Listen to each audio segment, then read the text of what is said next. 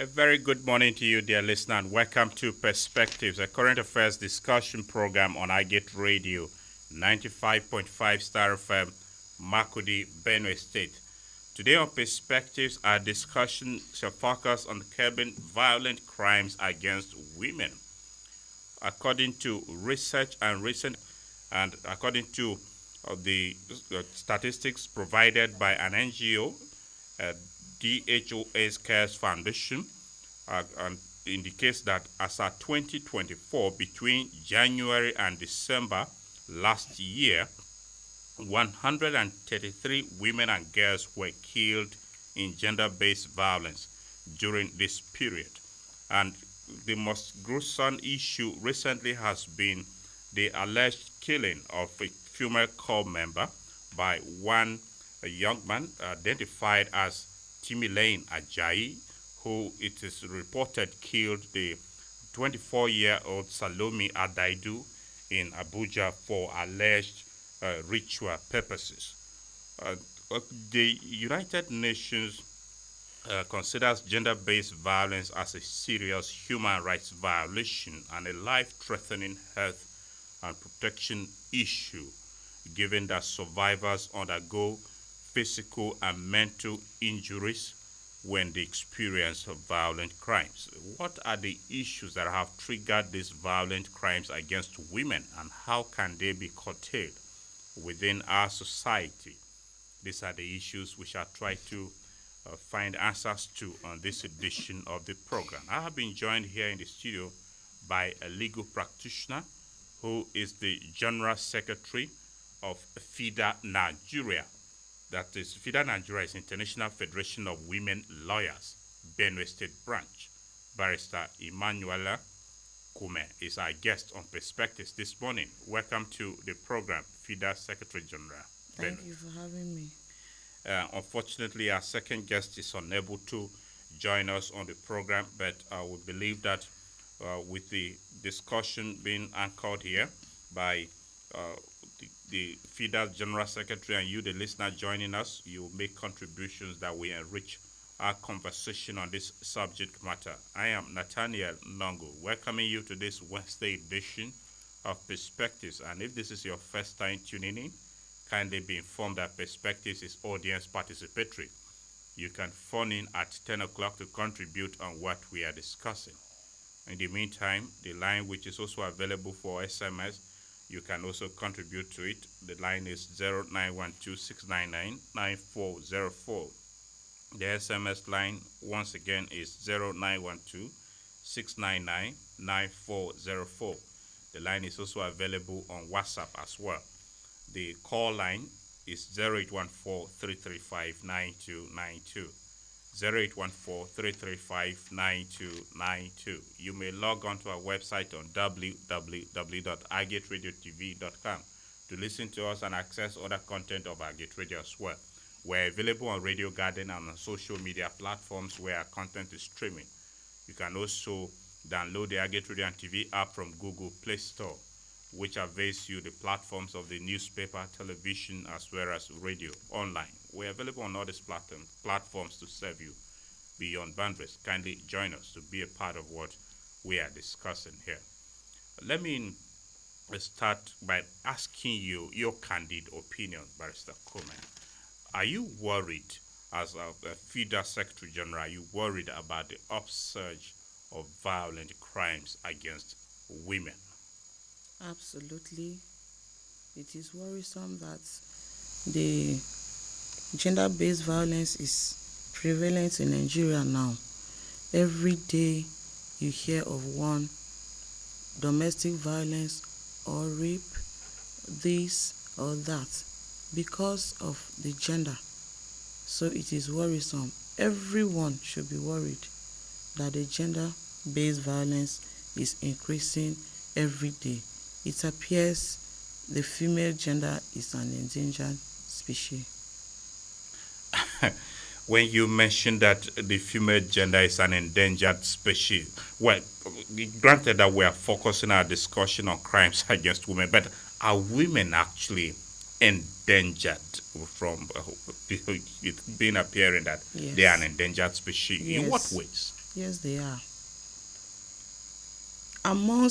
Within, like, if you have 5 women, at least one amongst the 5 must be suffering from gender-based violence, either domestic violence by her husband, or sexual harassment in her office, or sexual harassment in school, undergraduate school students, by lecturers or teachers. This does not have respect for who you are. The age, the tribe you come from is immaterial. But if you see 5 women, at least one of them is facing this gender-based violence. Whether they are able to speak out or complain is a topic for another day. As women, because they that you would like to point out. Domestic violence, a situation where a husband beats up his wife every time. It could be verbal or physical abuse.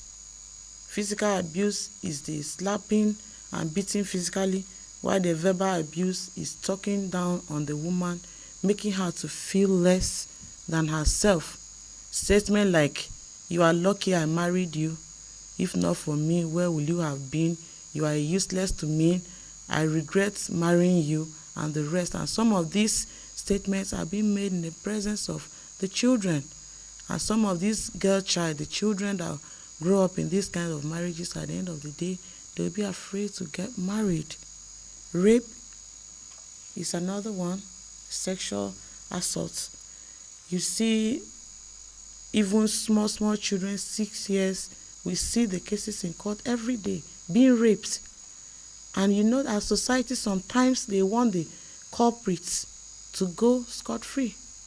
They will say, it's a family matter, let's go and discuss.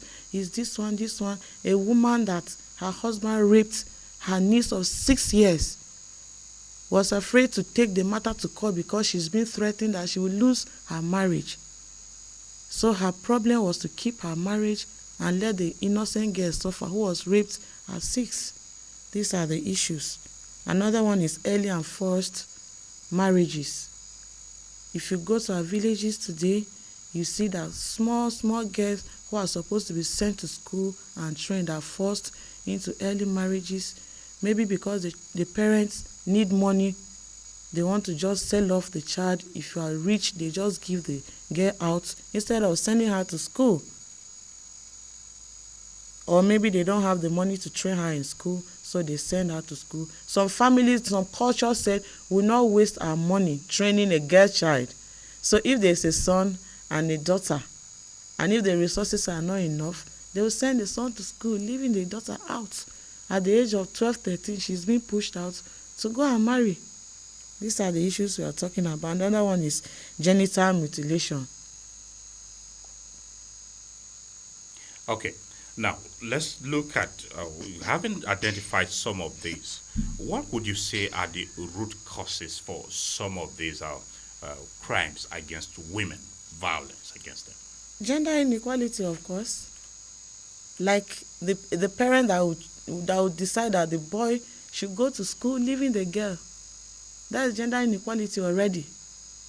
Because the parent feels that the daughter will go and answer someone else's name, and it will be like him wasting his funds to sponsor somebody who will come and become a member of another family. You see a brother will slap the sister, and the mother will give an excuse, or the father will say, "Don't you think he's a man? Do you want your brother to go and wash plates and all of these things from the home?" It starts there. Even when it comes to buying of toys, you see that if it's the girl child, they will buy her a toy baby so that she'll be backing. From that age, you are telling her that, look, your work is just to give birth and stay in the kitchen, while the boy will be given toys like cars so that he'll be learning how to maintain them. Another root cause is political inequality, lack of political representation. How many women are there come to Benue State, how many women are House of Reps members or senators? So when the chips are down, when the laws are being made, how many women are even there to represent the interests of the gender? We are even lucky that now in Benue State we have an SSG that is even a woman, and so many political office holders and appointees, they are women. This is the first time this is happening. So these are the causes. Some cultures even applaud this gender-based violence. From childbirth, they say that, oh, don't you know that the man is stronger, the man is violent by nature, and the woman is domiciled from childbirth. Some cultures, they are not helping matters. Anyway, when you mentioned in terms of political representation of women, especially in Benue State, and you seem to all highlight the fact that it is the first time. Well, the fact check may reveal otherwise, because previous administration we also had women, a number of them. In fact, it was announced categorically that some certain positions were reserved for women in the, amongst the chairmanship of local governments, in the House of Assembly, and certain placements. But anyway, that's by the way. Let's look at the issue of violent crimes against women, which we are focusing on. And you, like you stated, what are the underlying factors contributing to the recent upsurge of violent crimes against women, particularly the alleged killing of young ladies for alleged money rituals? And that one is best known to them. I can't speak for them, because the people killing the women for alleged money making, I can't afford to speculate. The reasons are best known to them. Sorry, I can't comment on that. But are you disturbed? The issue, if you look at the news, New Year, this year in Nasarawa, is alleged that a certain Timileye Ajayi, aged 32, brutally murdered an NYC core member, Salome Adaidu, aged 24, for alleged money rituals. It's an issue that has shocked the entire nation. Is FIDA interested in this kind of issues to look at them from the point of law? FIDA is interested. In fact, that is the main aim of FIDA, to look out for children and women, the vulnerable ones. FIDA has shown her interest in that case already as I speak with you, and we are making sure that the perpetrator is brought to book. There are laws in place to take care of that. Okay, what can we do to avoid our young ladies, especially maybe around us here in Benue State, well, from being predisposed to this kind of situation? To give them enlightenment, let them know that hard work pays. It's not everybody you see that you follow because of money. Go to school or get involved in a business. And unemployment is another cause of this thing. So they need awareness. They need to know that yes, this, you can't just follow a stranger because of money. Hard work really pays, and there should be reward for hard work. Somebody who has good certificates and good grades, merit should be considered when giving employment, admission, and the rest of it. And with awareness, we strongly believe that it will come to an end. All right. Now, let's go back. Speaking on earlier, you mentioned issues having to do with gender inequality. What can we do to address the cultural and societal norms that seem to perpetuate gender inequality against women, thereby resulting to some of these crimes against them? Yes, this is a teamwork. All the stakeholders have to come together. The village chiefs in the villages, they have to help us. FIDA can't do it alone. We all have to come together. Like there's a group of men, they call themselves He's for the She's. They are up there to protect women and support us. This gender equality has been misconstrued. If we talk about gender equality, we are not saying women are above men or anything. We are just saying that women should not be discriminated upon because of their gender. That is all we are talking about. You see, when you go to some landlords, if a lady goes to rent a house, they will say, no, you must bring your husband. Look at the discrimination. You must bring your husband. We don't let out our premises to single women. Your husband must come. So you look at these things. This kind of discrimination, some women prefer to stay married in abusive marriages. Because if they go out, what is there? Some women don't have money to go out and start on their own. And the discrimination in our society, your fellow women telling you it is your character that you could not stay married. So some women prefer to stay in the marriage and even die there. So if we can all come together and stop all this discrimination, support women, survivors of this gender-based violence, pet them, reintegrate them into the society, I think it will be a better thing. It's a teamwork. Yes. Okay. Now, to what extent is FIDA carrying out advocacy against violent crimes against women, particularly around us here in Benue State? Yes, there was a time we went to all the local governments in the state and trained paralegals. They are not legal practitioners, but they are women who are on ground that they should be reporting to us these cases of gender pro bono. The victims or their families don't have to pay 1 penny. We do this pro bono, free of charge. Okay. Now, in your advocacy in the communities, what likely cases do you encounter, and what has been, apart from legal services that you may render, as you are saying, what other initiatives have been taken to prevent these crimes in terms of your sensitization on the level of FIDA? There's a shelter house in General Hospital North Bank by FIDA Benue. The survivors of this gender-based violence, of course, a woman that has suffered domestic violence, that the husband has even dislocated and the matter is in court, you can't expect such a woman to still stay under the man's roof.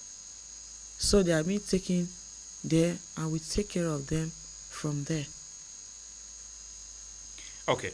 Now, generally, what has been the level of women coming forth to report violent crimes against them to the desk of FIDA, for instance, where we are focused? To be candid, the turnout is low. So many women are either unwilling or unable to speak out. Because, number one, you can see in the villages, despite our efforts to educate them on their rights and the need for them to speak out, we are not there with them. That is why we said we need help. The village chiefs, this is a teamwork. We need all the stakeholders to come together and help us, because you hear threats of people saying that, oh, you want to lock your husband, you will be banished from this village. And even your fellow women in the village will be saying, that is the woman that locked her husband up. So you understand, whatever she's facing, she cannot come out and do this thing, because at the end of the day, she will be tagged as a woman who locked her husband out, and they will be telling them that, okay, let us see how tomorrow you explain to your children how you locked their father up. Simple litigation is termed as being locking the husband up. Everything they will say, let us go and talk, is because you were stubborn. That is how your husband disciplined you. So these cultures, they are even not helping us. That's why we said all the village chiefs, they have to all come together and help us, because we can't do it on our own only. Anyway, we'll get to understand why women will want to lock their husbands up. Unfortunately, our guest was to join us, a man that didn't show up. Maybe if he were here, he would be speaking the position of men too. But okay. And the women in the villages, the situation is so bad. It gets to a point where now it's harvesting season. They will go to the farms, use their physical power to plant things, and when they harvest, the husband takes these bags of either rice or flour or this thing, and they don't have a say on how the penny is used. Some of these husbands, they sell these things and even drink. These women don't see penny, and when their children are resuming in school, nothing to show for it. But you know, the husband is the man of the house. You can't say anything because there's no backup. When you talk, they will say, you want to be above your husband, you want to ride our son, we don't accept that. A woman cannot come and ride on us. It's not riding. We are just pleading with the traditional rulers, with all the people. Let's come together and kick this gender-based violence out. All right, dear listener, if you are just tuning in, you are listening to Perspectives on Agate Radio 95.5 Star FM Makudi. Our discussion this morning is focused on curbing violent crimes against women. And leading the conversation here is the General Secretary, FIDA-Nigeria. FIDA is International Federation of Women Lawyers.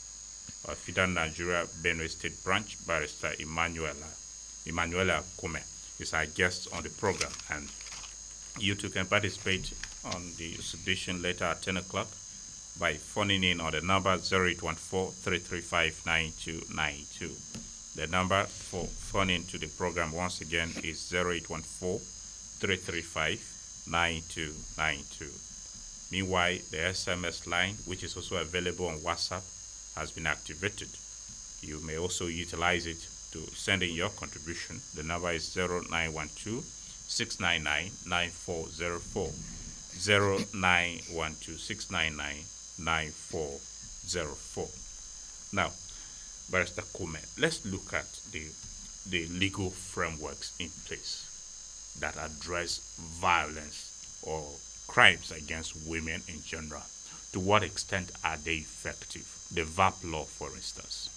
It is very, very effective, because right now the cases of VAP law in courts, there are so many. Once the case is reported to either FIDA or even the state, the Ministry of Justice prosecutes these matters, and it is the offender versus the state. So the victim or the family does not have to pay one kobo. Even FIDA, we do these cases pro bono. But there's another issue. There are a class of women, they call them consenting victims, who will not even speak out. When you go out of your way to start these cases in court and it's time for them to testify, it's said that they will not show up, or they will stand there and they will not talk. They will come and tell you, Barrister, my husband, we don't go settle. These are the issues. There was a woman that was suffering domestic violence from her husband. She even alleged that the husband gave her some drugs because the husband is a pharmacist, was trying to make her insane. He was giving her the drugs to make her go insane because the husband was about to marry another lady, and the husband wanted to use her insanity as a defense in their divorce proceedings, so that he will have custody of the children, most of which were below 7 years. The woman, they now brought her to me. I now came. I said, okay, madam, tomorrow I'm coming to take you. Let's go to FIDA office to report this matter. In my car, she was not to pay kobo. In fact, I even gave her money for biscuit for her child. And the next day, I called this woman. She blocked me, and that was the end of it. Oh, the woman that came to me crying, she said she's no longer interested. Her father-in-law this, her husband this, and that was the end of the issue. I cannot go and testify on her behalf. Okay, now that is a one-off case, right? Yes. But generally, do you think organizations like FIDA may have done enough to let the people be aware of legal frameworks that protect women from being violated, from crimes being committed against them, the violence against persons prohibition law, for instance? Do you think women are aware of it? Absolutely. As far as FIDA is concerned, that is what we do. Like the paralegals, we went through all the local governments to train. These are the things we tell them. We talk to them about their rights. We let them know that there are laws protecting you. You don't have to stay here till you die. So we talk to them about it. We do. As far as FIDA is concerned, I can't speak for other organizations. I can only speak for FIDA. And Yes. we are doing our best. Yes, we are focusing on FIDA in line with what you are doing for violent crimes against women. So, generally, are you satisfied with the application of this law in protecting the women? Yes. Why I have to ask this is that sometimes there are concerns from the public that when issues like this come up, where to access legal services, number one, is a challenge for some of the victims.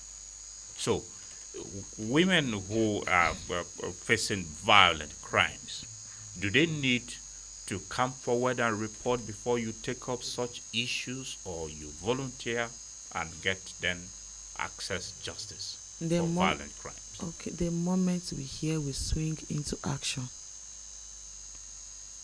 Because if they don't report, how are we going to know? The paralegals, when they call us, we take up the matter. Some of them come to our office.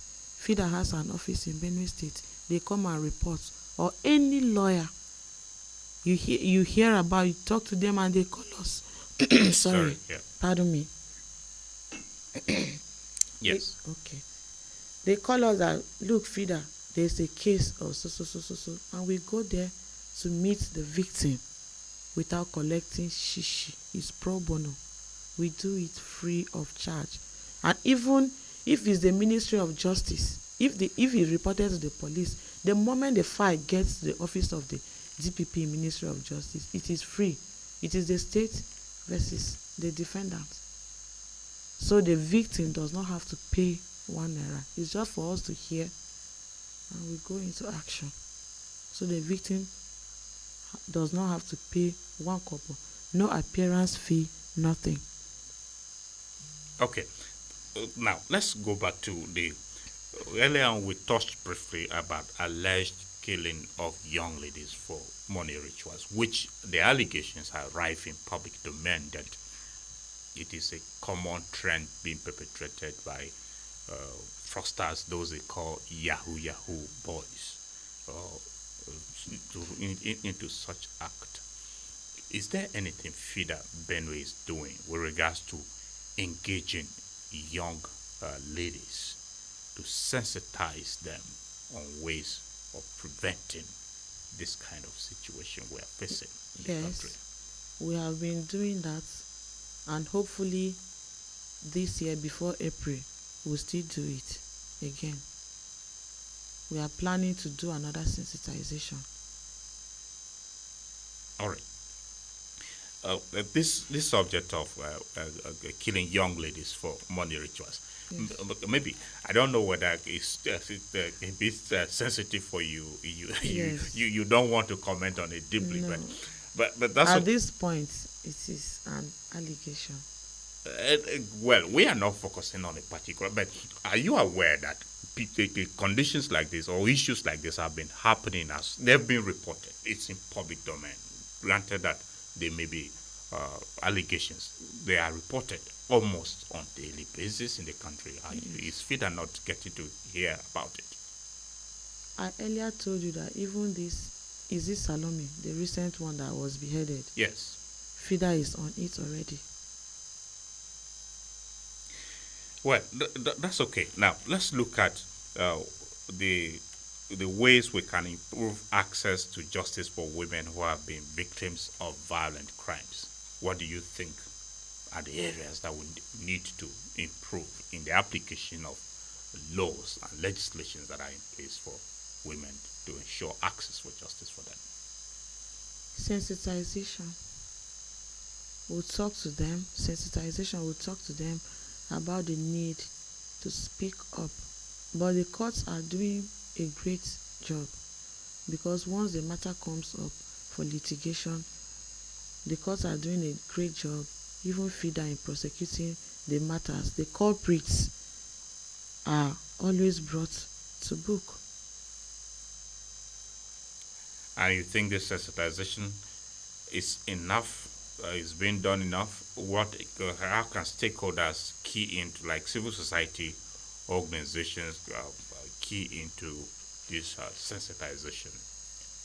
Yes, they can come in to help sensitize these young women, engage them, let them have something doing. An empty head, an absent mind is a devil's workshop. Let them not be idle. Let them be engaged. Okay, now how can we promote a culture of zero tolerance for violence against women in our societies?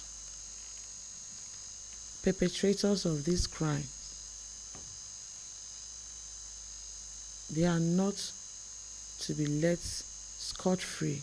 They have to be brought to book so that it will deter other would-be offenders.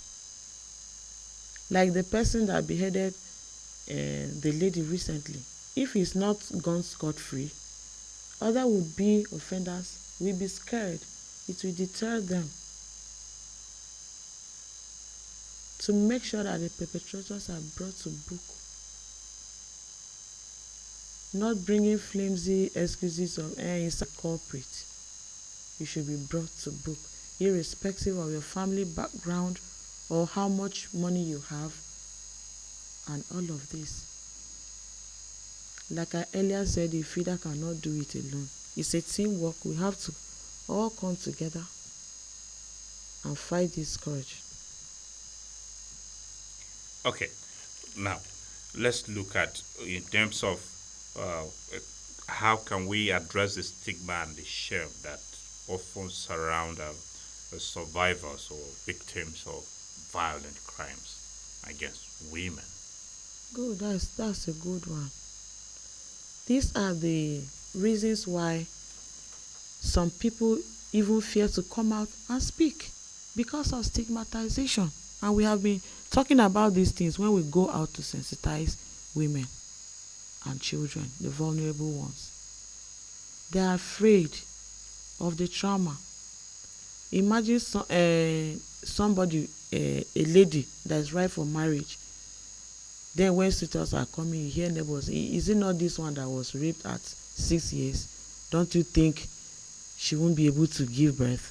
And all of that. So we ourselves in the society, we should try as much as possible to stop this stigmatization, because it is one of the reasons why these victims or their parents are afraid to speak up.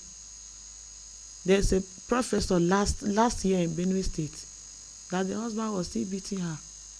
She's a professor in the university. Her children are abroad. She's a grandmother. Coming to speak up was a challenge, because in her office they will say, is it not you that they used to beat you? But if we stop this stigmatization, so many people will be ready to speak up and get help. Another worrisome situation is our women in IDP camps. I think last month, that how many of them gave birth there. They are vulnerable. At that point, their farmlands have been taken away. At that point, they are being taken advantage of, and they are so vulnerable. And wicked men just take advantage to, should we even call it rape at that point, because they will consent. But is the consent even legal? So the stigmatization should stop. Let's see how we can reintegrate these victims back into the society and let the society be a better place for all of us. All right. The IDPs which you mentioned, for instance, to what extent has a FIDA taken sensitization to them, the women in some of these camps? You know, we this ESCO, we came on board this January. Oh, is that so? Yes, we are newly sworn in, so I cannot afford to speculate, but we are making plans. We are supposed to visit them on New Year, on New Year Day, but some things happen. But we'll do that between February and March. We are going to do that. Okay, that's fine. That's a good commitment. In that case, let's congratulate you, the new ESCO. You have started a new year, so we hope you should do new things Yes, to address violent crimes against women. yes, But under the leadership of Barrister Blessing Tiohun. all right, She's the chairperson. that's fine.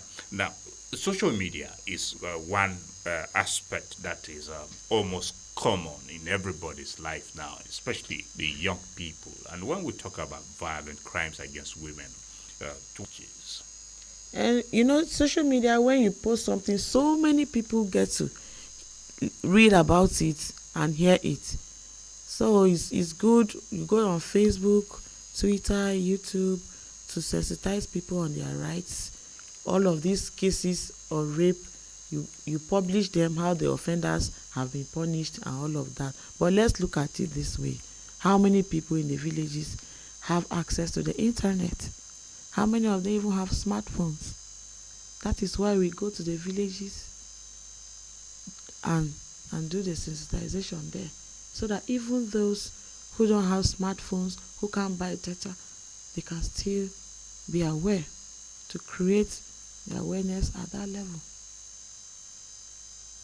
and what the reason why the subject of social media is common, because some of these cases, encounters that you read about, young women being violated or crimes being committed against them, some you read that the encounter with suspects that are involved was through social media. Do you think the social media is exposing young women to becoming prey to some of these situations that lead Yeah, into crime yeah, to a reasonable committed against them? extent. To a reasonable extent. In as much as social media has its advantages, it is not devoid of disadvantages. Which are these? How can a lady meet someone on Facebook and start going to another state to meet with the person, and you can't even tell anybody where you are going to? It's completely wrong. So social media, as it is good, it is also bad. It has its own disadvantages, but it depends on how you use it. So we sensitize our younger ones, the younger children, to stop just going, seeing people on social media, going to visit them. We can't stop talking. We keep talking, but they keep going. It's like you take a horse to the river, but you can't force it to drink water. But we are trying. We do our best and leave the rest for God. It's quite disturbing when you say well, that's okay, but let's look at our young children in secondary schools, for instance. At least those are the tertiary institutions. You may think that they are exposed enough. Don't you think for those in secondary schools, for instance, that naivety could be exploited by unscrupulous elements on social media? Yes, yes, you are correct. Even in secondary schools, FIDA, we visit some secondary schools to sensitize the children. We tell them about their private parts that a teacher should not touch. And for phones, we tell them that if you are less than 16, you don't need a smartphone. Because when you go to Facebook or open TikTok, you just see something that is not so good. So we try to tell them to wait. When they reach a certain age, they can get those phones. And if we see the parents, you can even talk to the parents. Look, in as much as you want to make your children comfortable, buying them Android phones when they are less than 16 is exposing them to danger. And the exposure to danger is what we're trying to curb here. Now, Yes. how can we engage communities, including parents, in the prevention of violent crimes against women? It is still this sensitization. It is very important. We go to communities like we are doing on the radio, on Facebook, on YouTube, on Instagram, to make sure that the message go. It must go to the ends of the earth. Well, that's okay. Now, let's look at areas of the impact of these violent crimes on physical and mental health of women. What are the areas that you would like to speak to? Yes, they have affected the victims' mental and physical health so much. Some women are deformed as a result of beating from their husband. Some of them is hot water that was poured on them, and they have scars.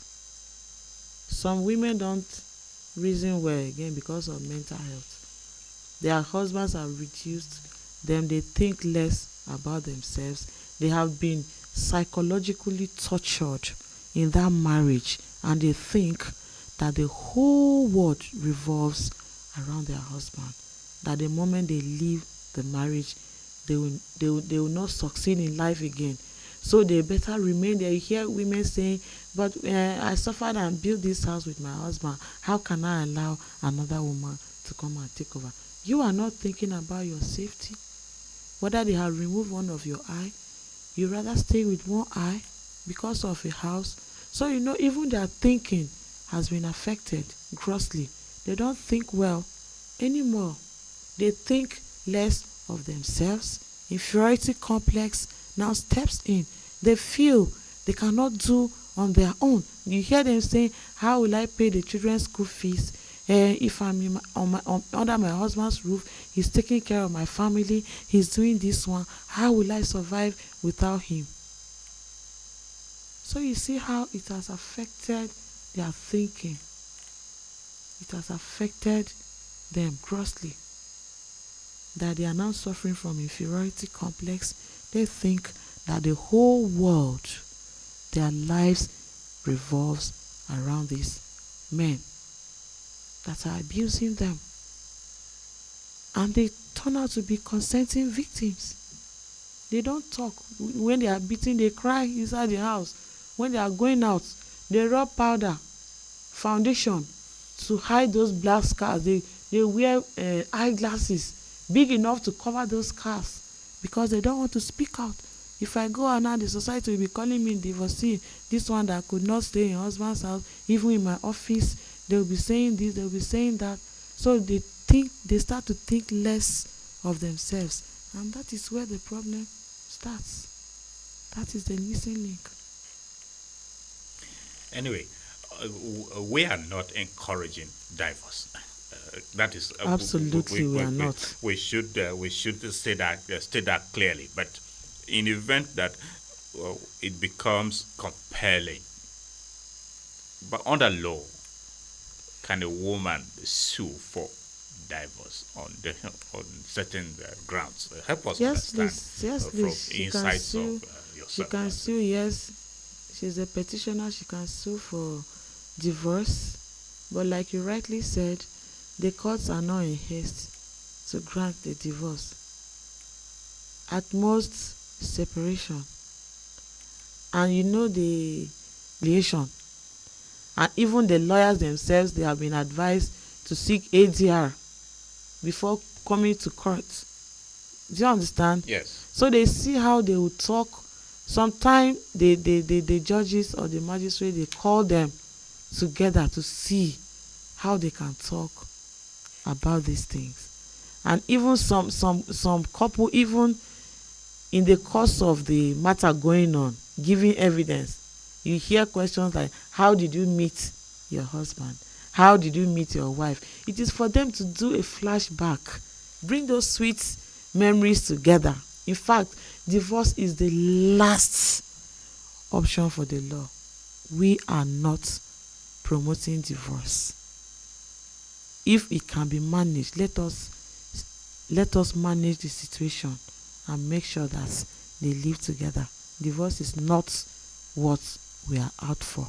Even the Bible is against it. But when the marriage has broken down, where the husband has left you, is not consummating the marriage for up to 4 years, in that instance, in those kind of a situation, divorce could be granted.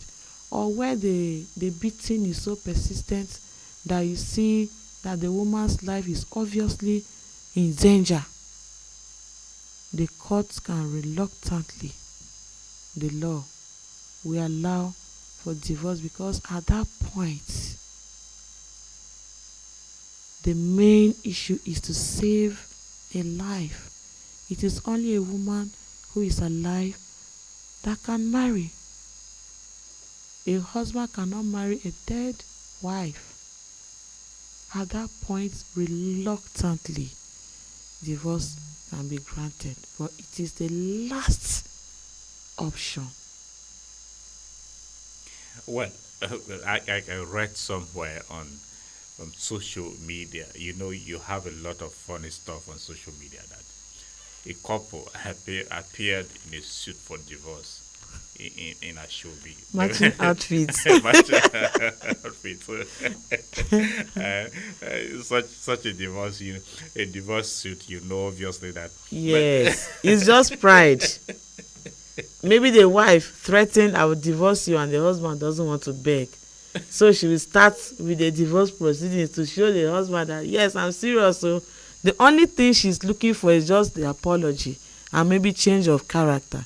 Yes. Just a little. Women are not even asking for too much. Women are just like children. Once you pet them and beg them, the matter is gone and they are loving you.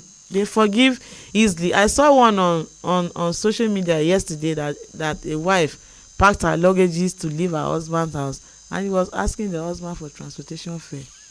Give me transport, I want to go to my papa's house. Okay. You are leaving a marriage and you don't have transportation fare.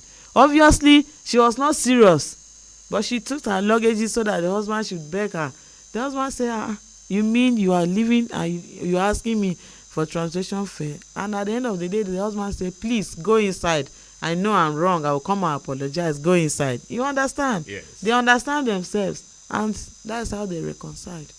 But pride is the killer of all marriages. When it's there, instead of the party who is at fault to beg, either the wife to beg the husband or the husband to beg the wife, that pride will push them till they will go and divorce. And some of these couples, after divorce, they will go and meet and impregnate themselves. Looking for a way to come back. That's serious. Anyway, when I laugh, it's not as if I am taking the whole issue on serious, but the way you put it is funny anyway. Dear listener, if you are just tuning in, the program is Perspectives on Agate Radio 95.5 Star FM Makodi. We are discussing curbing violent crimes against women. We'll take a short breather.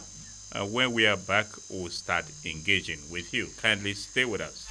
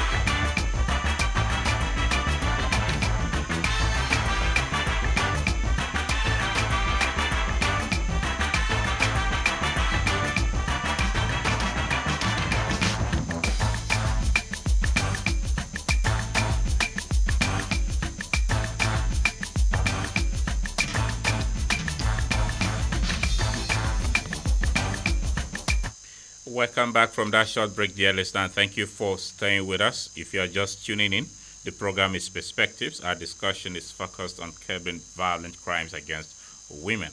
The line through which you can participate on the program is 0814 335 9292.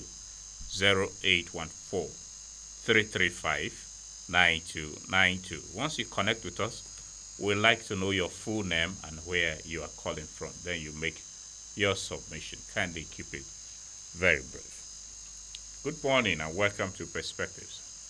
Hello, good morning. I'm HMB Thank God. The name is who? HMB Thank God. HMB Thank God. Where are you reaching us from? Kilometer 6 Boko Road, Macaulay. Okay. Yeah.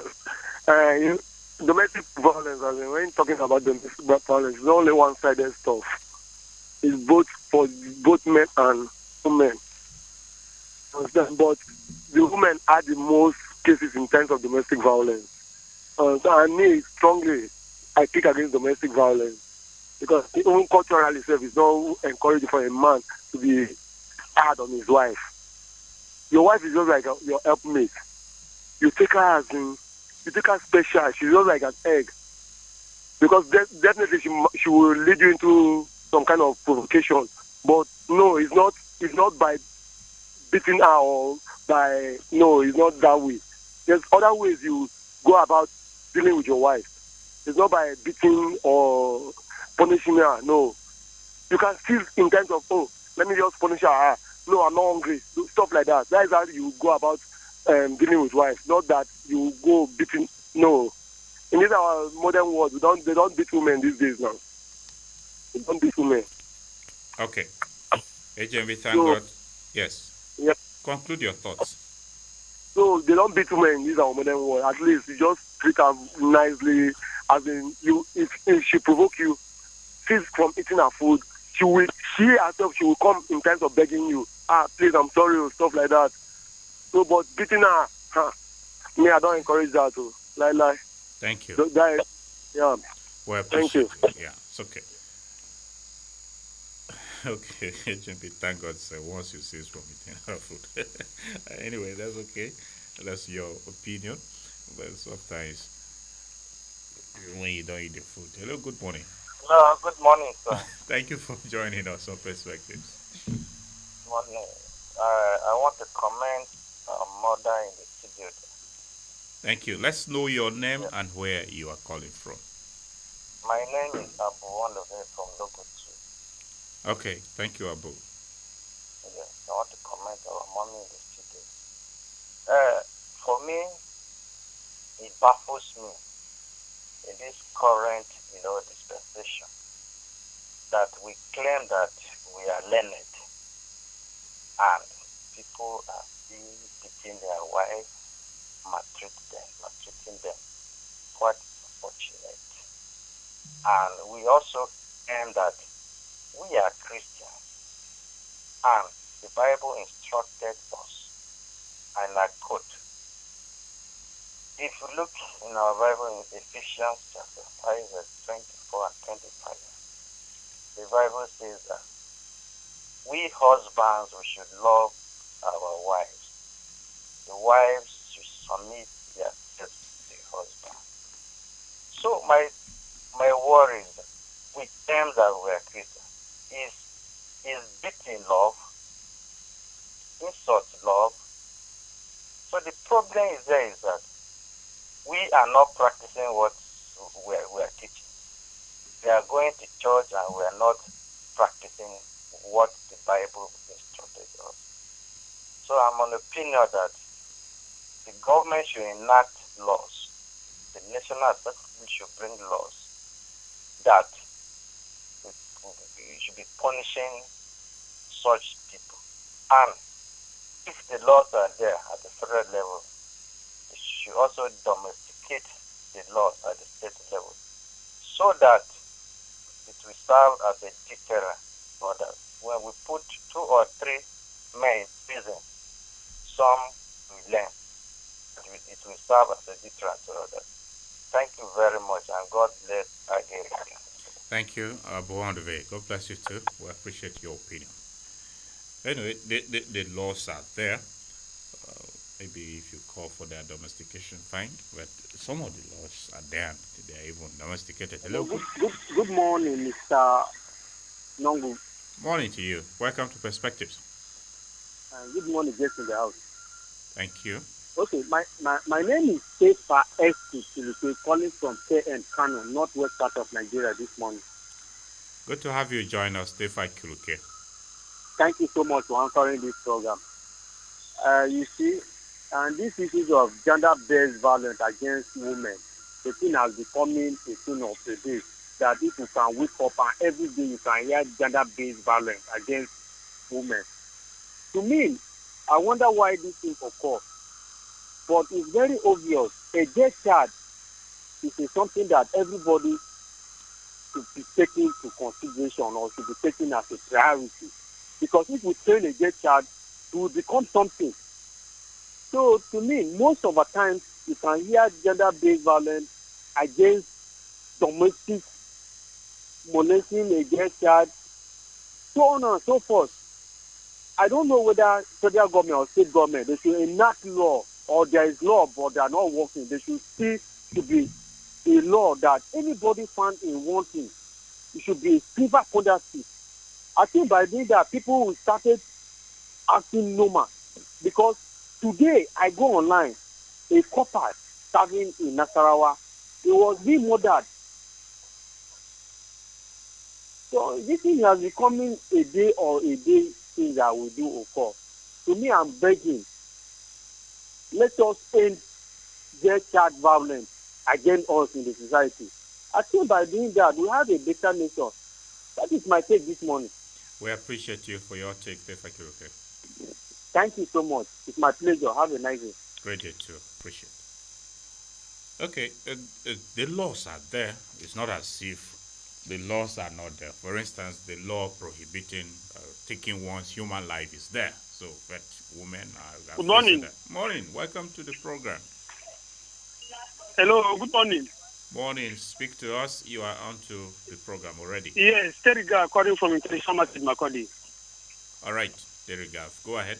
Can you hear me? Very well. Speak to us, Teriga. Yes, okay. Yes, concerning the I think the topic is about the women what? We are discussing curbing violent crimes against women. Yes, I think for me too, it's not encouraging at all. I'm against it. There is many ways to handle a woman, not to the level that the woman's life will go. I think it's not being encouraged. Not only from the side of the women.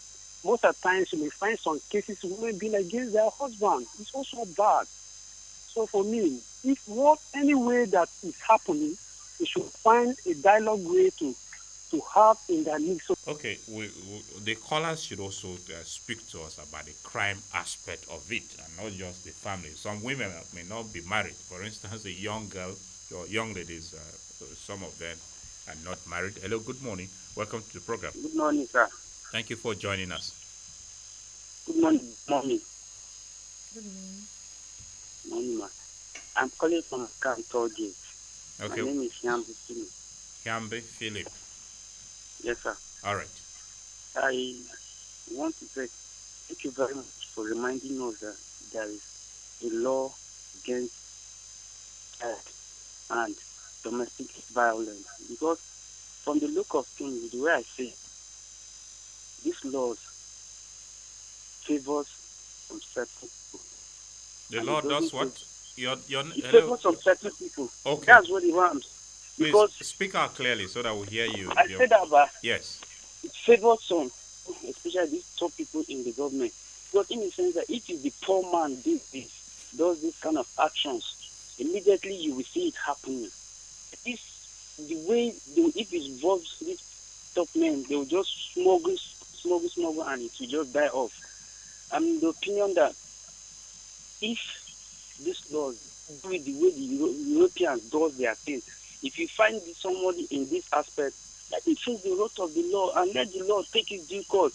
We'll do it, and then the same person will be free, roaming around, and it's also having the liberty to even commit more.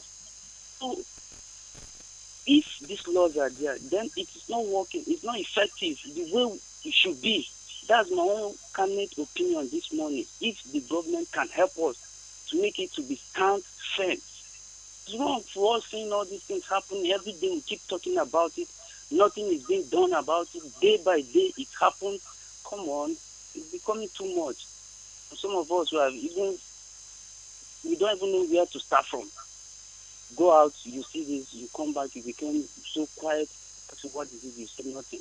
But you know it inside your mind. Your conscience is not peaceful because what you are seeing outside is not good to you. So I'm begging, if the government knows what to do that is going to help us, let them help us. And I'm still saying this. All right. Thank you, Philip. Thank you for calling. We appreciate your contribution.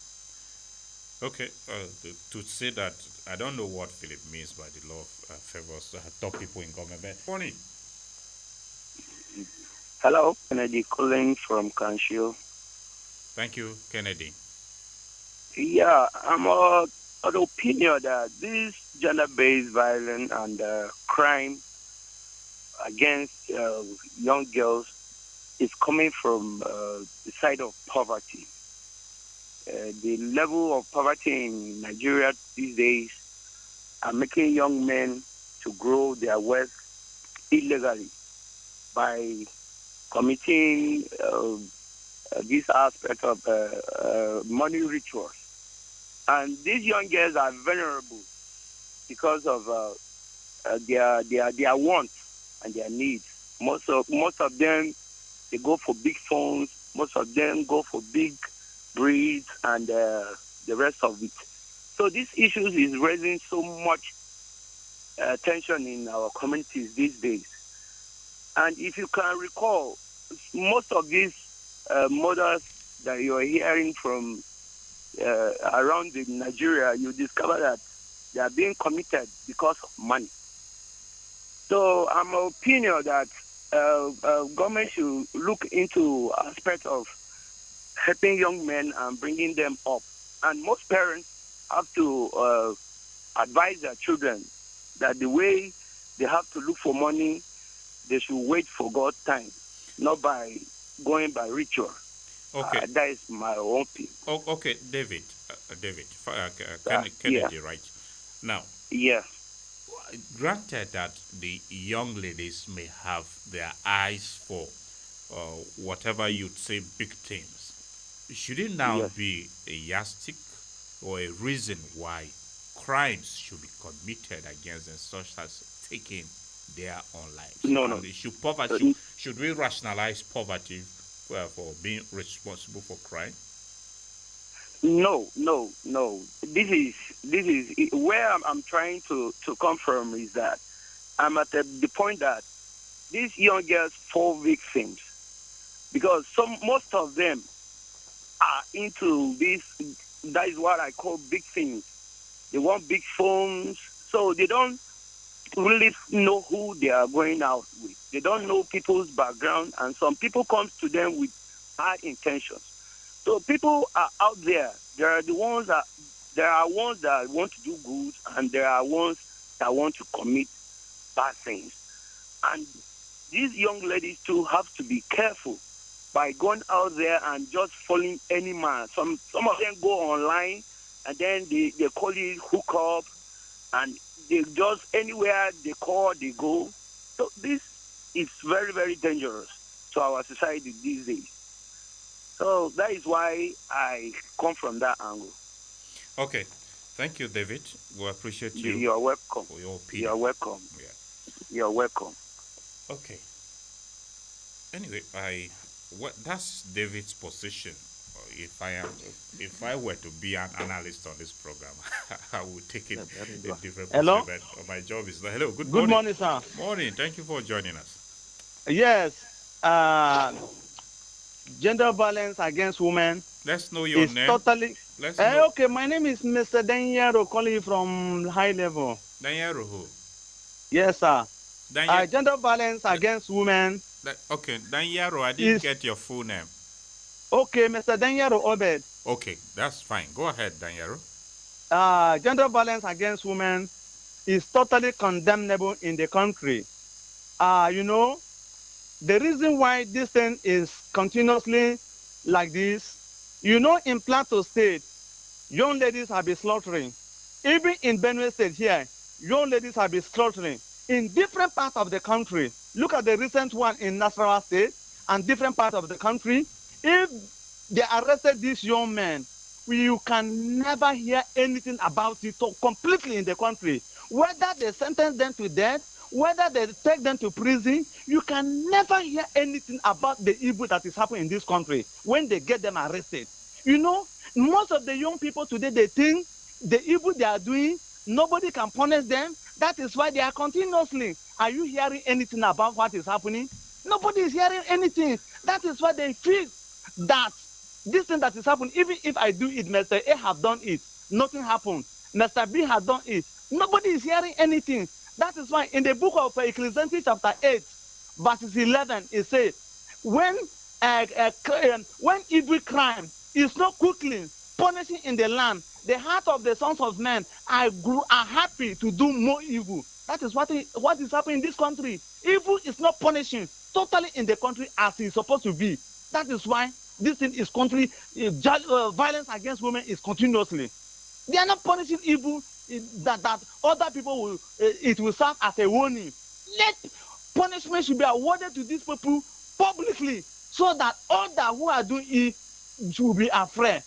That is why nobody is afraid to do evil in Nigeria, probably because you are not hearing the punishment they are giving to them. Everything be silent. Are you hearing all these ones that are killing young girls? Do you hear anything about them again? Or you silent forever and ever? You can't hear anything about it. Thank you. Okay, Danyaro, thank you for your position. We appreciate you for calling in. Well, presenter. Thank you for joining us on the program. Thank you very much. Good morning to our guests in the studio. This is Mr. Emmanuelle Abba calling from your water houses along Lafia Road. All right, thank you, Emmanuelle Abba. Thank you very much. Well, I was very happy when you asked the guests in the studio to mention some of the crime that one can attempt, some of the crimes that are against women, so to say, yes, since that is the topic of discussion. And she was able to make mention of some of them. Well, from there that I got to understand what crime against women in particular are. And it makes me to look at it that it is a complex task, because some of those items that he listed, some of the crime against women that he listed, has to do with what we have lived with. By that I mean our cultural belief, the way and manner our forefathers got married to our mothers, how culture have streamline some of those things, how a husband take care of his wife or manages his home, and now we are saying that some of the acts by our fathers or by even us having grown up into a family man, some of our acts can be termed crime against our wives. It's something that we have lived with all our lives, and it has become part of us. So it's something that is very complex that some of us can just take as a crime to refrain from. So I want to encourage the institution. By that I mean the agency that have been formed to look to control some of the excesses that are embedded in this. That is something that will take time. They should not relax or feel that it's something that they cannot do or they cannot achieve. It's something that can take time. Haven't have their origin in our culture and belief over time. All right. So I feel that they should keep the fight on while we pray for its end soon. All right. Thank you and have a better working day ahead. Thank you. Have a great day too, Emmanuelle Abba. We appreciate you for calling in. Well, is it really about the culture? Is this really ingrained in our culture?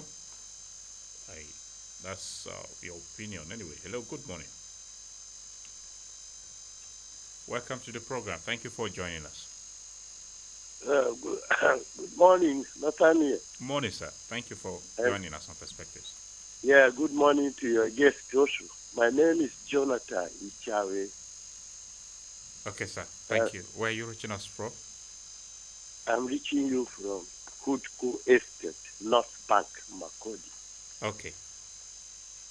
Nathaniel, crime, the Bible tells us, generally, crime will increase as we get close to when Jesus Christ is going to come and judge the world. Let us have that very clearly in our mind. So I'm not saying we cannot do anything about it. I want to start with us parents. When you're raising your children, please tell them it's a criminal offense to batter someone. It's a criminal offense to kill somebody. From youth, when they start fighting as children, tell them it is wrong. They should not fight. Judge cases with them. And please take your children to your church, in Sunday school. To Sunday school. Let them be taught the scriptures. God tells us that the scriptures are able to make one wise by believing in Jesus Christ, who is the only person who will change our natural behavior. The Bible calls it being born again. Many of us go to churches, but we have not taken the step to be born again. There are many. That's where we start. And not only I shudder when I hear that a husband has killed his wife. What? But that's how terrible the devil can get someone to. And then lastly, I want to advise our young girls. Please, know whom you are going out with. Don't just get deep with someone you don't know. Yes, somebody will come to you for friendship. Try and find out about the person. Many of these people are just out there looking for human beings for ritual purposes. And the girls are very vulnerable. And we should tell our girls this all the time, particularly when they are leaving home to go to universities, to go to National Youth Service.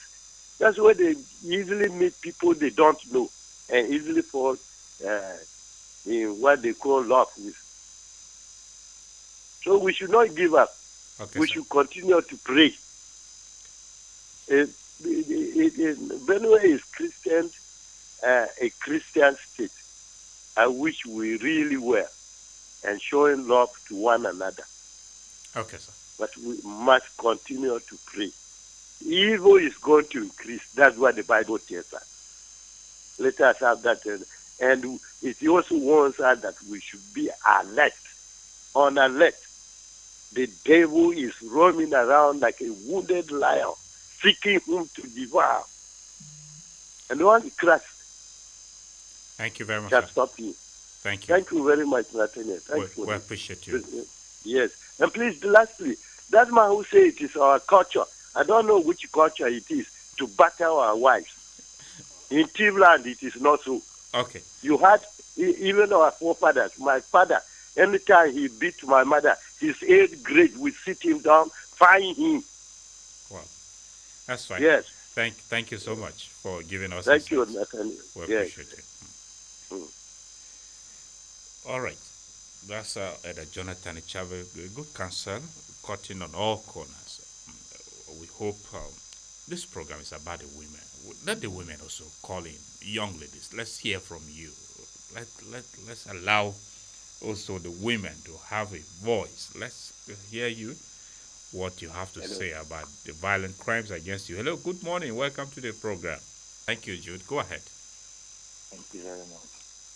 I the violent aspect is caused by some of the men that you see on the street moving out, very, very abnormal.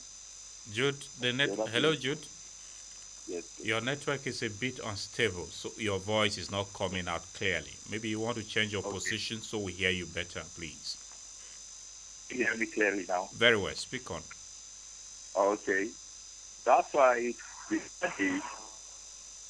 a neighbor here, a man that calls himself a man of God, praying for people, was beating up his wife, very small wife, to the extent that he took the attention of all the members of the community here, to the extent of inviting the police. I was knocking on the gate, and the man was like, refused to stop beating her. Yo, yeah, or maybe something not normal in his life. And that is how many used to see today, like the girls. You just see somebody, you've not known the person by now. Like maybe some of them are even gone to psychiatric hospitals before. And you will see them and you think maybe they're normal. Go and be living with them. And they will be beating them to mercilessly. And the worst part of it, they will not report to anybody. They will just keep it to themselves. They want to keep their home. They want to live with somebody that is not supposed to be living. So that one is on their own aspect, like the female themselves, they have to report case of violence anytime it happens. Okay. They have to report to the law enforcement agents or people around them to know, to come to their rescue. So when we did some verification, we asked from where the man packed away from. That's the same thing. That is why the landlord picked him from the former house. So it is everywhere. And this one is just 1 in million. So it is very, very, very, very wrong. Very, very wrong. And I don't like somebody beating a woman. Like maybe my sister married to somebody and they are hearing the person is beating her. For what? Okay. Wrong. I don't beat women. Jude, thank you. I would not like it. Thank you very much. Let me just stop here so that I will contribute. No man will come on here and say I do. So even if you do, you know, you may not. Anyway, I'm not accusing you. Thank you, Jude. Well, he has been reported. Thank you so much for. Well, the network is a bit unstable. Maybe I don't know. Could you? Okay, my network is not stable. Yeah, speak on. We can hear you now. Okay, you can hear me. Yes. Okay, yeah. What did you say your name is? Okay, it's Alfred Udo.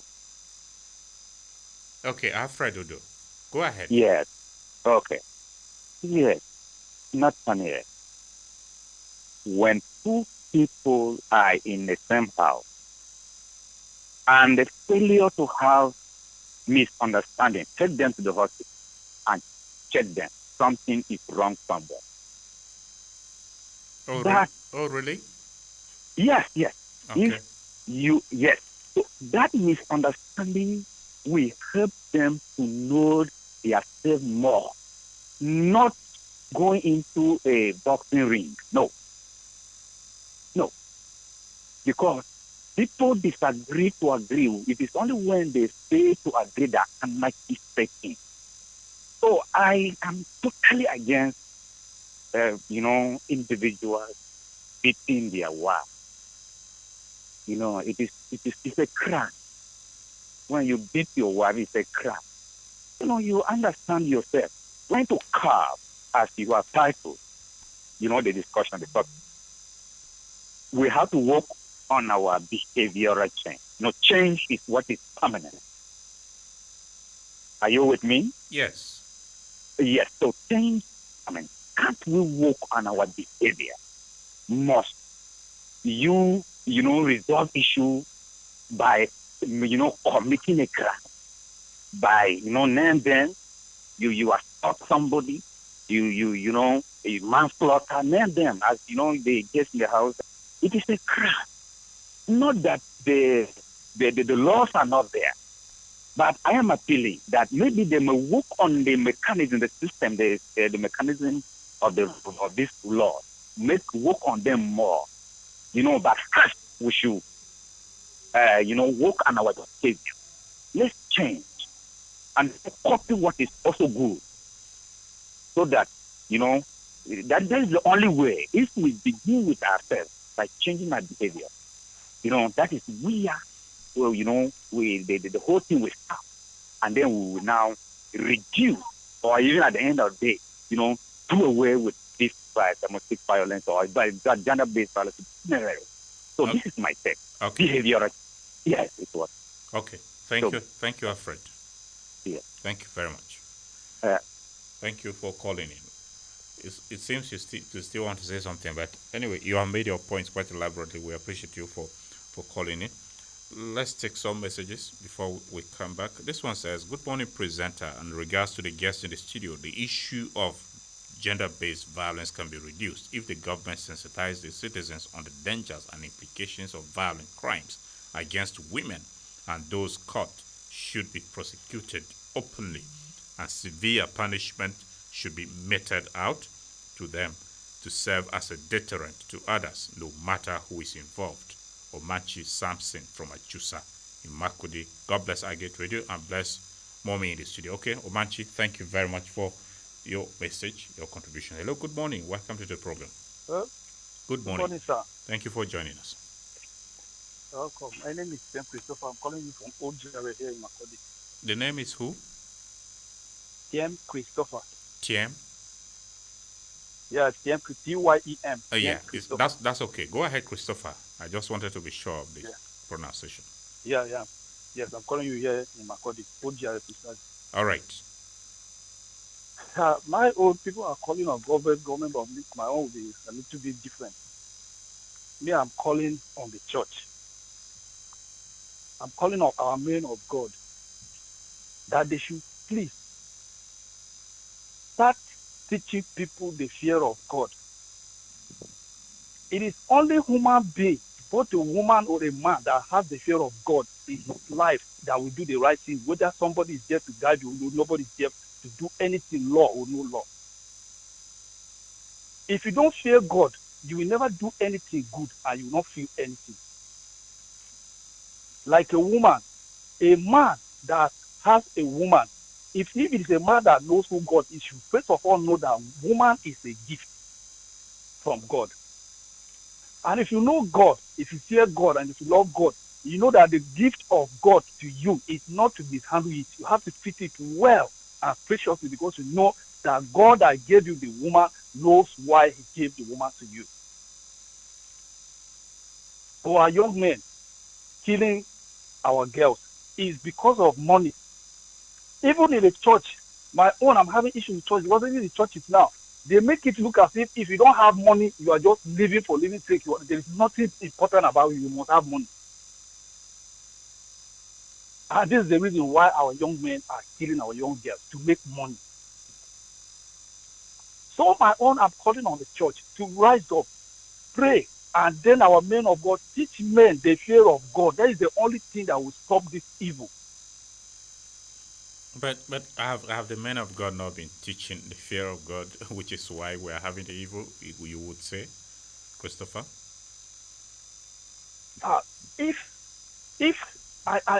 I'm not saying they are not teaching, but it's just like they always say, government is trying, but he should do more. Okay. So that is what that is what I'm telling I'm advising our men of God. They should step up the teaching of it. In fact, my own opinion should be that the most preaching in the churches should be on the fear of God, because this is the only thing that will stop evil. A man that does not fear God will never do anything good and will not feel that there is anything bad. All right. Christopher, thank you. Church should pray. Thank you. They are teaching, we should be praying so that God will help us. Thank you very much. We appreciate you. Thanks for calling in, Christopher.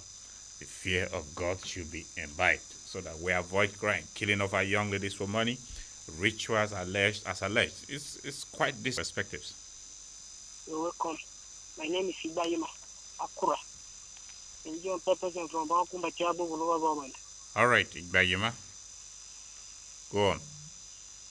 Thank you for the opportunity. My regards to your guest in the studio. Thank you. I'm the spokesperson of your guest here, so let me respond on that. Thank you, sir. Yes. To me, what we call this is attitudinal change, fear of God, know whom you are following, physically or online. Those that are married people, at times they know their spouses, where to go and where not to go. But if we lost connection with you, Igbaima. Quite unfortunate. Anyway, the line is still available. If you're able to connect with us, that'll be fine. Good morning. Hello. Welcome. Hello. Yes, you are on. Welcome to the program. Okay. Sometimes the network, maybe 0814-335-9292. Just a few more calls and we'll try to come back to wrap up. Good morning. Good morning. Morning. Nathaniel. Thank you for joining Perspectives. Yes, this is the voice of Solomon Peke from Uday in Goma local government. Okay, good to have you join us, Solomon. Long time, my brother. Thank you for joining us this time. Yes. You see, a human being is created by God. And when you see any man, you see the image of God. Just consider if you see God. When you see, you just focus your eyes on any man, whether female or man. So what I'm trying to say, killing generally is prohibited. So when such act is taken, at least the people involved in that act should be apprehended and face the full wrath of the law, so that other people who want to do that tomorrow will see the example of what is happening. But Nigeria today is not like that. Tomorrow you hear that this person is out. So nothing has done. So I don't know what we are preaching. That is my problem, Nathaniel. Something should be done after this act so that other people will see example. That's my problem. Thank you very much. All right. Thank you for your opinion, Solomon. But just one more before I come back. Hello, good morning. Hello, good morning. It's Mr. Boniface Menga from Idie Village speaking to you. All right. Go ahead, Boniface. You people are only emphasizing on men. In my own opinion, is all these girls, they are supposed to be called to order.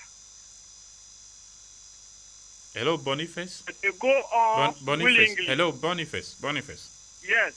Why do you take the opinion that we are emphasizing on men? Is that our position here? They said men are the root of everything, but I feel the girls also should be called to order. Because Boniface, a man lives in my house, hello, Boniface. he always fights with his wife. I called him one day and asked him. He said he's not beating her because he hates her, but he is only trying to remove the devil in her. Boniface. So hello, I Boniface. feel you should talk to all these women as well. Okay, Boniface. Thank you. That's my contribution. Boniface, don't go yet. Are you there? Yes, I'm here. Okay. First of all, we want to disagree with you that we're emphasizing on men. That is not our position, and none of the callers have also emphasized on just men. And again, if you mention that using the experience of your neighbor that he's beating the woman to take the devil out of him, as you alleged. Hello, Boniface? Oh, Boniface is gone. Well, your position is not what we have on the program. Hello, good morning. Hello, good morning, Mr. Nathaniel. Thank you for joining us on the program. You're welcome. My name is Justin O'Malley. I'm calling from behind Augustinian Institute, Makudi. Good to have you. You're welcome. Justin. The subject matter that is being discussed this morning is a very, very disturbing one. And I feel that we should not be treating the symptoms. Let us look at the causes. What are the causes of this violence? Because I feel, particularly, let me look at this issue of ritual killings that has been going on. If these girls or these ladies are in the right place, honestly, it will be difficult for anybody to kill them for rituals. They are always found at the wrong place. You understand? Because the quest of this get money, get quick syndrome is in most of our young girls now. They want to make money by all costs, either by hook or crook. So at the end of the day, you find them falling into the trap of people who they don't even know. People they don't even know. And they follow them to their hotel rooms and all of that. And at the end of the day, they become victims. Then on the other hand, in the homes now, you see, women should self-censor themselves. They should stay away from those things that will cause them to be violated, both physically, psychologically, and otherwise. Because of gender equality that is being talked about now, some women feel that they can never be submissive to their husband. That is totally wrong. Be submissive, then your husband will love you. It's one and same thing. If you submit yourself to your husband will love you. It's one. So women should learn how to self-censor themselves. I think it will do us a lot of good. Okay. The laws are there. Yes. The laws are there. But preventing the violence, to me, is more important. It's very, very important. Okay. That is my take on this issue. Austin, before you go, let's look at this. You mentioned that young girls are always at the wrong place. I'm quoting your words, which is why some ritual killings may be perpetrated against them. Should that be the correct approach? Hello? Austin, can you hear me? Yes, I'm getting you right now. I'm clear now. Okay, I just want to ask you your candid opinion. When you mentioned that it is because young girls are the wrong places, which is why alleged ritual killings are perpetrated against them. And I'm asking you, as human beings, should that be the correct approach? Because one is at the wrong place, then he or she should be killed for whatever reason, which is a crime in our laws. No, it is not the reason why they should be killed. But the actors, do they care? They don't care. They don't care about human life. So you try to stay away from traps, from people you don't know. You understand? So that you cannot get killed. It's only those that have conscience that know that it is not correct to take human life. So staying clear of those kind of people or those kind of places, I think is the best thing. Thank you. Okay, thank you. Thank you very much, Justin. We appreciate you for your position. And because of time, that will be the last call we will accommodate on today's edition of the program. Barrister Kume, you have listened to the opinion of Nigerians, Benue people, far and beyond. Let me have a summary of what you make of their thoughts before we look at a few more issues and draw a concluding thoughts. Okay. I want to comment on the issue of the law. Yes. I heard them saying there should be laws in place. There are laws. Our constitution, which is the ground norm, is the principal law that is against these violent crimes. Like right to life, when you kill somebody, is repugnant to the provisions of the constitution, and freedom from discrimination. And you talk about the VAP law. We have a VAP law in Benue State here, and it's operational. Many people are convicted according to this VAP law. In fact, when prosecuting, it is safer to charge offenders under the VAP law than the penal code, because it is more recent and has more severe sanctions for offenders. And another thing I want to comment on is the caller that said we are focusing on the men. We are not focusing on the men. I even mentioned about consenting victims here. I said it is not one-sided. Sometimes the challenges come from the victims themselves. But however you put it, no matter what, the caller that said the wife should be respectful so that she will not be beaten. We are not saying wives should disrespect their husband. We are saying that no matter what happens, you don't have the right to take a life.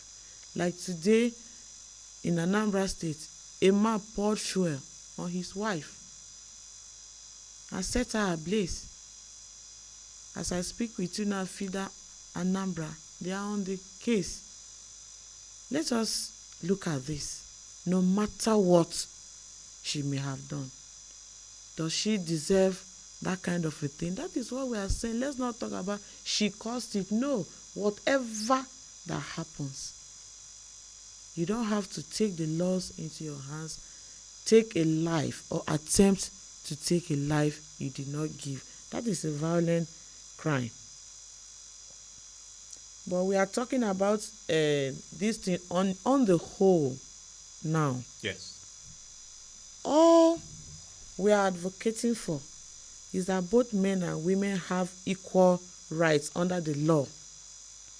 And women and girls should have personal safety so they can participate fully on social activities and public decisions on an equal basis. Let us not misconstrue this gender equality. We are not saying, women should be disrespectful to their husbands. They should say, no, that is not what we are saying. We are just advocating for an equal playing ground for all. The objectives of FIDA is to promote, protect, and preserve women and children's rights as well as their well-being. That is why 2 days back, FIDA in Imo State escorted a widow to go and witness her husband's burial with armed men, because the husband's people alleged that she killed her husband, that they bathed the man with water, the corpse of the husband, that she should drink the water from there. We can agree that these are harmful widowhood practices that the VAP law is out to curb, and that she should not touch any of the property, she should not step her foot in that village. And this woman has children. So FIDA had to run to the chairman of that local government and the traditional rulers that they gave her security, this widow. The FIDA stood behind her with armed security men just for her to witness her husband's burial. This woman that is bereaved, her money, look at what she's being put. These are just what we are saying. So on the whole, the government, the church, the traditional institution, fathers, mothers, all should come together and help us, FIDA, to put an end to this gender-based violence. And when you mention, for me, the reason for titling this program, avoiding technical use of gender-based violence, the crime shouldn't just be categorized as gender-based violence, but that's okay. And let's look at the areas where we can tighten our laws. The harmful widowhood practices which you mentioned, this whole component. But are there loopholes in our laws that we need to tighten to be deliberate in protecting women, so that crimes that are committed against them are punished adequately? This should be your concluding thoughts. And there may be loopholes, but I'm not in the position to comment on that for now. But let us look at this. The VAP law is in place, and we are using it to punish offenders. And for now, it is adequate. People may see the loopholes, but we are saying that we are prosecuting offenders under this VAP law and giving them the necessary sanctions under the law. This sensitization I'm hammering on is because I see the need to prevent this crime. Yes. Because punishing offenders comes after the crime has been committed. A life is already lost. That is why if you see, I'm hammering on the prevention more than the cure. Which is why even one of the callers alleged that sometimes even the perpetrators of this act getting justice meted on them, sometimes seem to be not too straightforward. No, people just, some of them, they just talk. There are things that happen in court. There are defenses. Sometimes things are not the way they think, but the way they see that a case should not go may not necessarily be the way the matter will go, the case will go. There are defenses to this crime, and sometimes mistakes are done. So they sit and say, because he's a rich person, he has gone. Sometimes it is not even like that. But that is a topic for another day. I'm hammering on the importance of sensitization. Let us sensitize our guests. You can't just follow anybody because it's not written on their forehead that it's a ritualist. Who are you going out with? Your family knows this person. Have you told somebody your location? Have you at least taken picture of the person you are going to see? You have told people that you are coming with him. Have you shared your location?